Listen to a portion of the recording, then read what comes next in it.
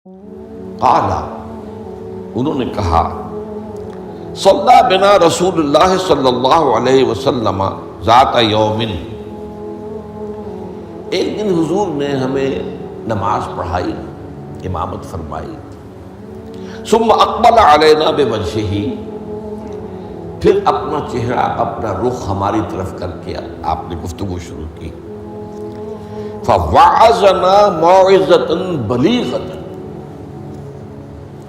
پھر آپ نے ایک ایسا واعظ فرمایا جو بہت ہی دلوں میں اتر جانے والا تھا، بلیغ، بلغ پہنچ جانا، تو گویا کہ وہ ہمارے دلوں میں سرایت کر گیا۔ ذرفت منہ العیون، اس کی تاثیر اس درجے ہوئی کہ ہماری آنکھوں میں آنسو ابل آئے، بہہ پڑی ہماری آنکھیں، وَوَجِلَتْ مِنْهَا الْقُلُوبُ، اور ہمارے دل جو ہیں دہل گئے، لرز گئے۔ فَقَالَ رَجُلٌ، تو عرض کیا ایک شخص نے، یا رسول اللہ، اے اللہ کے رسول صلی اللہ علیہ وسلم، كَأَنَّ هَذِهِ مَوْعِظَةُ مُوَدِّعٍ، یہ تو ایسا محسوس ہو رہا ہے کہ آپ کا یہ وعظ وداع کرنے والے کا وعظ ہے، یعنی کہ گویا کہ آپ اب ہم سے رخصت ہونے والے ہیں۔ معلوم ہوتا ہے کہ یہ آخری وعظ ہے جو آپ نے ارشاد فرمایا، جس درجے کا بلیغ اور مؤثر وعظ آپ نے، اور دلوں میں کھپ جانے والا، جس سے آنکھوں میں آنسوں کے جو دریا بہنے لگے اور دل جو ہے دہل گئے۔ تو کأن هذه موعظۃ مودع، وداع کرنے والا، مودع، تو جیسے وہ جاتے ہوئے آخری وقت میں نصیحت کرتا ہے، آپ کی معلوم ہوتا ہے ایسی نصیحت ہے۔ فأوصنا، تو ہمیں ذرا مزید وصیت فرمائیے کہ آپ ہمیں کیا تاکید کر رہے ہیں، اگر یہ واقعی آپ کا اس دنیا سے رخصتی کا وقت قریب آ گیا ہے تو پھر ہمیں وہ باتیں بتائیے کہ جن کی ہمیں سب سے زیادہ ضرورت ہوگی۔ اب یہاں سے حضور کا قول شروع ہو رہا ہے۔ فقال، حضور نے فرمایا، اوصیکم بتقوی اللہ، سب سے پہلے تو میں وصیت کرتا ہوں تمہیں اللہ کا تقوی اختیار کرنے۔ تقوی کے معنی بہت مرتبہ بیان ہو چکے، بچنا، اور یہ تقوی ایک دنیا کا ہے، ایک آخرت کا ہے۔ دنیا میں معصیت سے بچنا، گناہوں سے بچنا، اللہ کی نافرمانی سے بچنا، شریعت کے حدود سے تجاوز کرنے سے بچنا، یہ بچنا ہے، بچ کر چلنا۔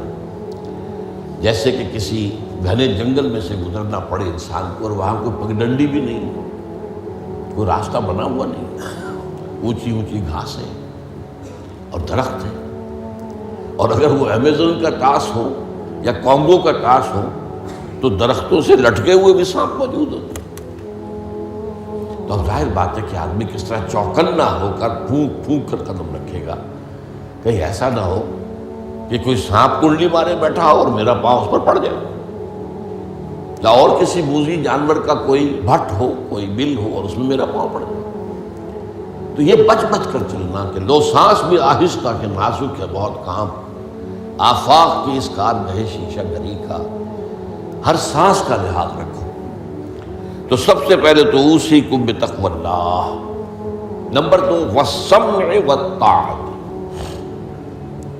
ایک نظم جماعت جو ہے، تمہاری اجتماعیت، صاحب باتیں میرے بات خلافت ہوگی۔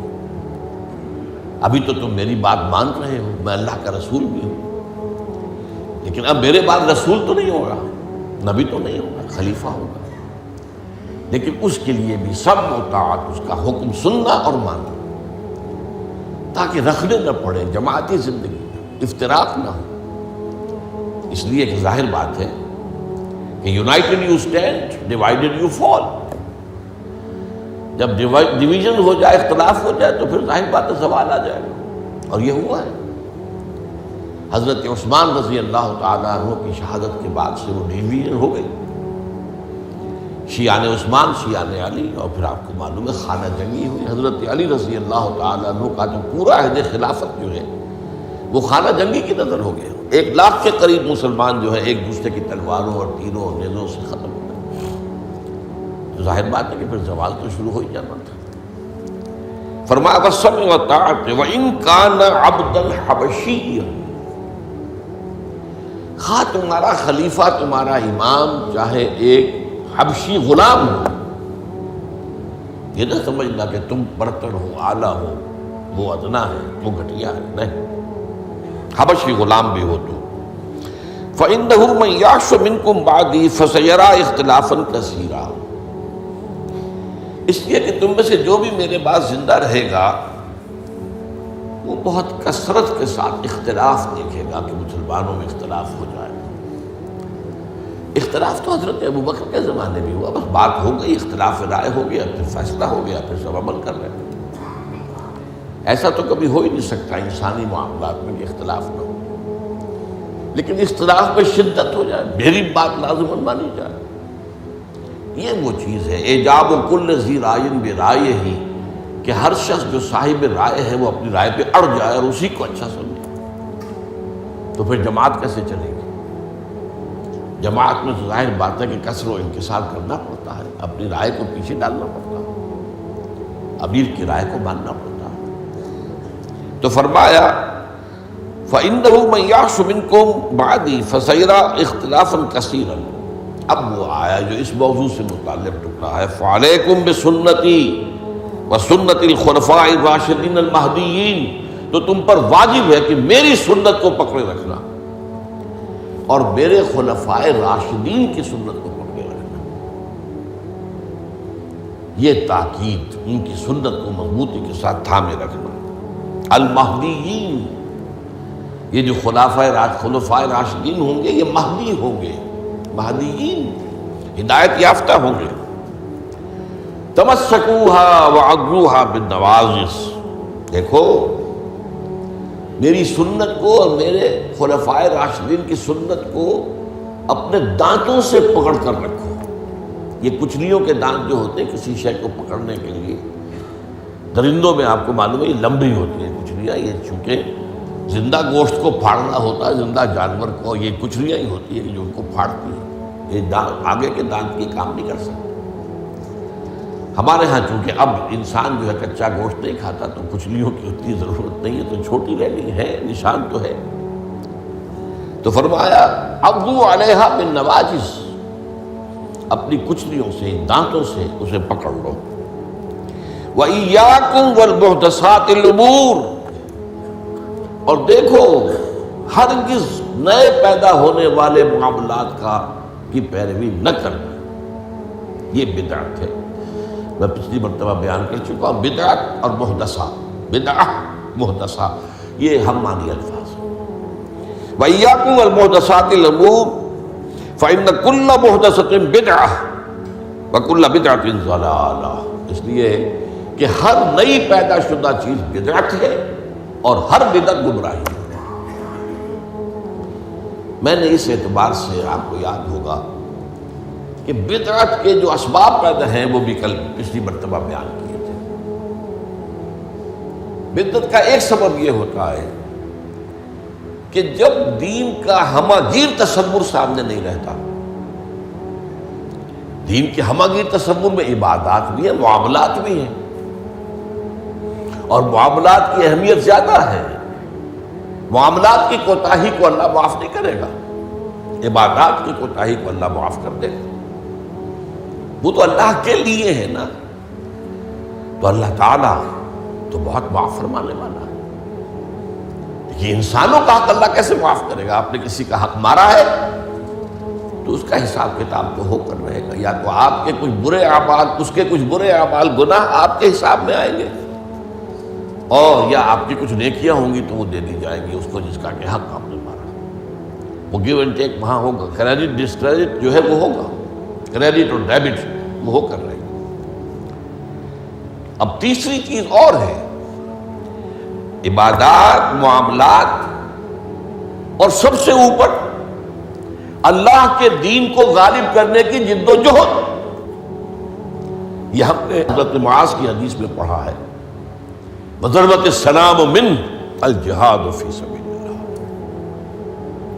اسلام ایک درخت کے مانند ہم نے دیکھا، وہاں حضور نے مثال دی، اس کی جڑ ہے وہ تو ہے شہادت اللہ الہ الا اللہ وان محمد رسول اللہ، ایک تنا ہے اقام الصلاۃ و ایتاء الزکوٰۃ و ضربۃ السلام منہ، اور آپ کو معلوم ہے کہ اصل جو درخت سے مطلوب ہوتا ہے وہ تو اوپر ہوتا ہے۔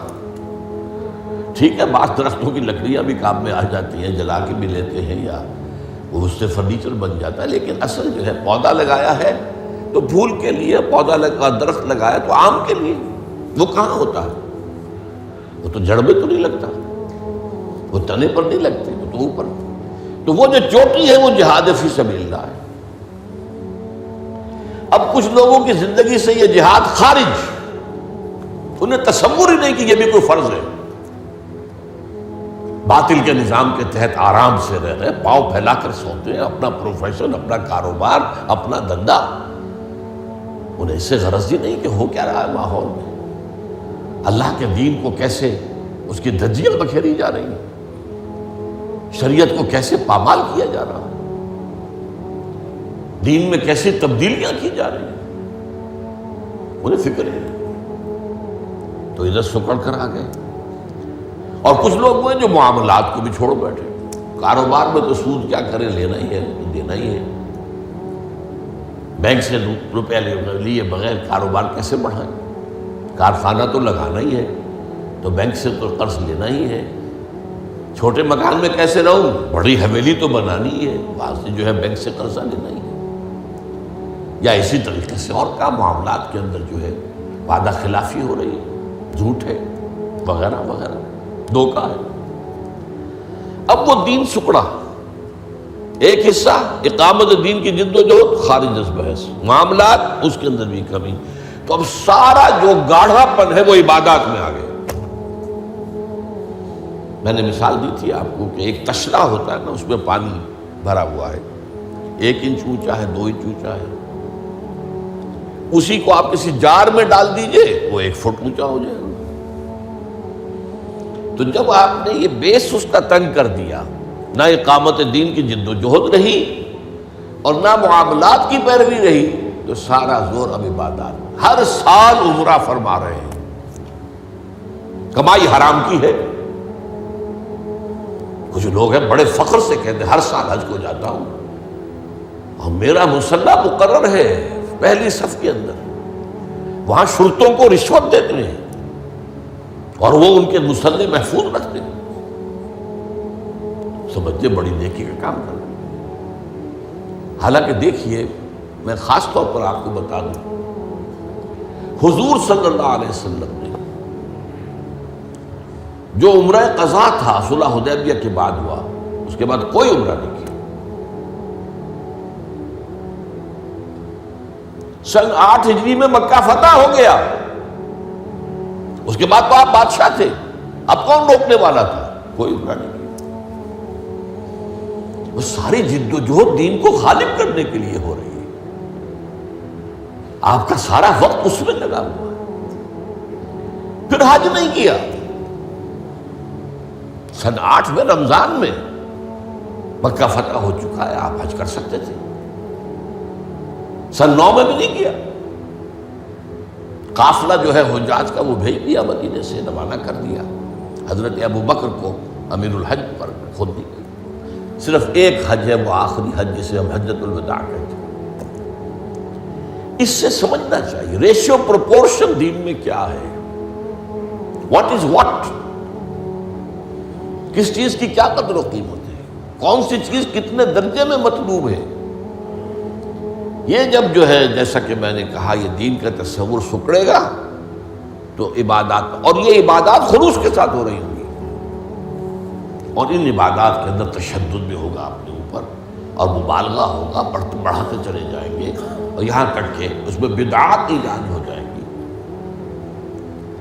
اب خاص طور پر شب برات، پندرہویں شب، بہت جو ہے عبادت کر، باقی تو جو کچھ ہوتا ہے اس کو تو چھوڑ دیجیے، آتش بازی ہوتی ہے یا کچھ اور جو ہنگامہ ہوتا ہے، جو جشن، یہ تو کچھ سرے سے دین سے کوئی سروکار ہے ہی نہیں۔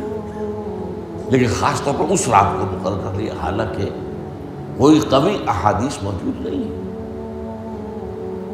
اسی طریقے سے معراج کی شب، وہ ساری چیزیں کیوں ہو رہی ہیں؟ اس لیے کہ عبادات کا جو معاملہ ہے پوری توجہ ان پر مرتکز ہوتی ہے۔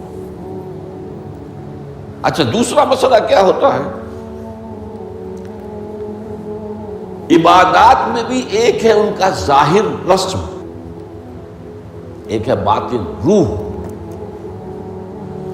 ایک نماز کا ظاہر ہے، فقہی طور پر آپ نے بالکل صحیح نماز پڑھ لی، صحیح وضو کیا، پھر اس کے بعد آپ نے تکبیر تحریمہ کہی، ہاتھ اٹھائے، باندھ لیے، سنا پڑھی، فاتحہ پڑھی، کچھ اور قرآن کا حصہ پڑھا، پھر رکوع میں گئے، تسبیحات کی، پھر کھڑے ہو گئے، پھر سجدے میں گئے، پھر بیٹھے، پھر سجدے میں گئے، پھر اٹھ کھڑے ہوئے۔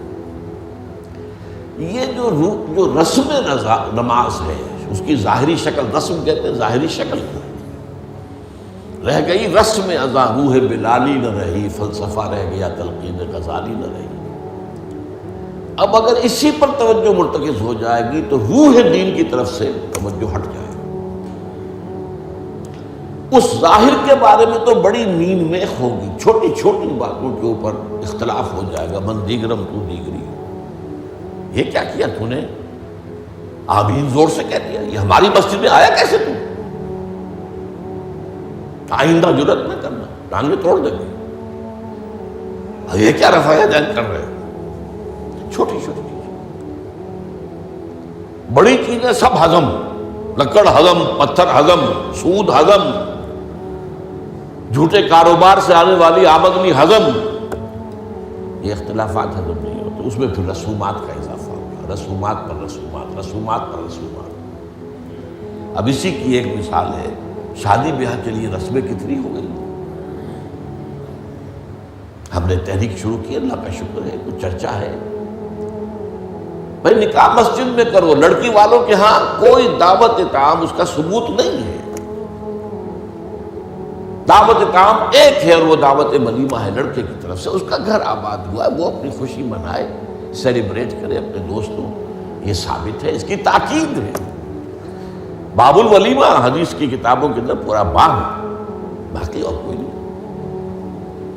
اب یہ ہمارے ہاں بارات چڑھ رہی ہے اور پہلے سرا بن رہا ہے اور پھر وہاں کچھ پیسے پیش کیے جا رہے ہیں، پھر وہ بارات گئی ہے جتھا بن کر، اور وہ لڑکی والوں کے ہاں جو ہے وہاں نکاح ہوا ہے اور وہاں پھر وہ جو کھانے کھائے جا رہے ہیں، ان میں جو آپ کو معلوم ہے اسراف ہو رہا ہے، جو کھانا جو ہے برباد ہو رہا ہے جس طریقے سے کھاتے ہیں، یہ ساری چیزیں۔ اور پھر کتنی دعوتیں ہوتی ہیں، مہندی کی دعوت ہو رہی ہے، مہندی کی رسم ہو رہی ہے، ابھی تو تاریخ لینے جا رہے ہیں لڑکی والوں کے ہاں، وہ دعوت ہو رہی ہے، جشن ہو رہا ہے۔ پر ہوتا کہاں ہے یہ؟ جن لوگوں کی حرام کی کمائی جو ہے، جن کے پاس انبار اس کے ہیں، وہ اپنی دولت کے اظہار کے لیے یہ سارے کام کرتے ہیں، اور اس کا نام تبذیر ہے قرآن مجید کی اصطلاح میں، تبذیر۔ ان المبذرین کانوا اخوان الشیاطین، یہ جو پیسے لٹانے والے ہیں اپنے نام و نمود کے لیے، شہرت کے لیے، دکھاوے کے لیے، یہ شیطانوں کے بھائی ہیں۔ نتیجہ کیا نکلتا ہے؟ آپ کے پاس تو دولت کے انبار تھے، آپ نے کیا، ایک غریب آدمی کی مصیبت ہو گئی، وہ کیا کرے؟ میری بیٹی کیا کہے گی؟ میری شادی پر میرا باپ یہ بھی نہیں کر سکتا۔ وہ کھاتے پورے کرتے ہیں جس طرح بھی ہو، کچھ بھی، کہیں حرام سے کمائیں، کہیں چوری کریں، کہیں ڈاکہ ڈالیں، کہیں رشوتیں لیں، جس کے ہاں چند بیٹیاں ہو جائیں اس کی نیندیں حرام ہو جاتی ہیں۔ جبکہ اسلام کا اصول یہ ہے، شادی میں لڑکی والوں کا ایک پیسہ بھی خرچ نہیں ہونا چاہیے، مہر لڑکا دے گا، محفل نکاح میں چھوارے لائے یا کچھ اور لائے، ٹافیاں لائے، کوئی چائے منہ میٹھا کرانے کے لیے لڑکا لائے گا، ولیمہ لڑکا کرے گا، لڑکی والوں کو تو خرچ ہی نہیں، نہ جہیز کا کوئی تصور اسلام میں۔ لیکن ہمارے یہاں سارا معاملہ الٹا ہے۔ تو یہ ہے اصل میں جو اسباب ہوتے ہیں۔ اس میں نے ایک چیز آپ کو اور بتائی تھی، جہاں کوئی بدعت آئے گی وہاں سے کوئی سنت غائب ہو جائے گی۔ حدیث سنانے سے رہ گئی تھی، ما احدث قوم بدعۃ الا رفع مثلها من السنت، رواہ احمد رحمہ اللہ۔ کوئی قوم بھی کوئی بدعت ایجاد نہیں کرتی مگر یہ کہ اس کی جگہ سے سنت اٹھ جاتی ہے۔ جدوں کافر اسی پچ ہو گیا، پھر تسبیح مصلا کی کرنا، اساں ظاہر نوں رب منیا اے، باطن دا اللہ کی کرنا، اساں ظاہر نوں رب منیا اے، باطن دا اللہ کی کرنا۔